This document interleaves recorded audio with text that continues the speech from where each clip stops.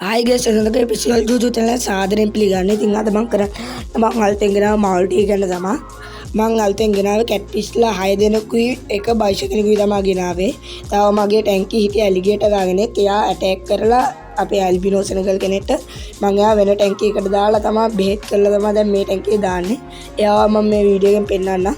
මේ මම ගෙනාව බයිෂ එක නම් හුඟක් පොඩි. මොකෝ අපේ අනිත් බයිෂස්ලාට වැඩිය පොඩි. මං ඉන්ඩිචේරි ඉන්ඩෝ ටයිගර් හයිවි සේල් කරා නැත්නම් අහන්න පුළුවන්.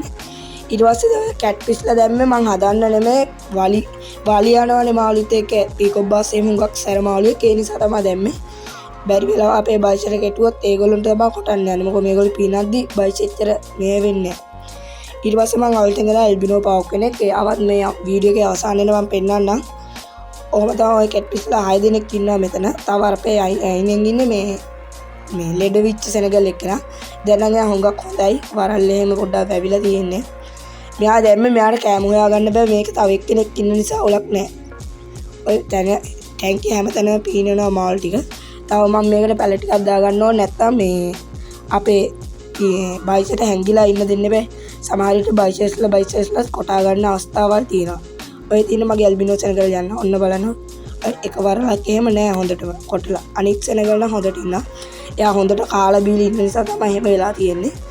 මොකෝ මේ එයා පොඩ්ඩක් සයිස් අරයා තාම ඉරට්ටක් වගේ හුඟක් පොඩි මාළුවා.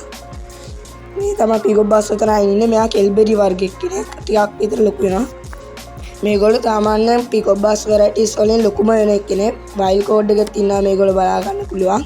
මේ ඉන්න බයිසස්ලා දෙන්න. පේන ඇති අර එහෙම හුඟක් පොඩි. දැන් මම පෙන්නන්නේ ඇරවානා ටැංකිය. මේ ඉන්න ඇල්බිනෝ පාව් කෙනෙක්. ඊට පස්සේ මම පල්ලෙහාට ගියපුවාම මේ ඉන්න ලිපර්ඩ් කැට් ෆිෂ් කෙනෙක්. ඔය ඉන්නේ නෝමල් කැට් ෆිෂ් කෙනෙක්. මේකෙත් වලියන් නිසා බේර ගන්න තමයි දාලා තියෙන්නේ මාළුවා.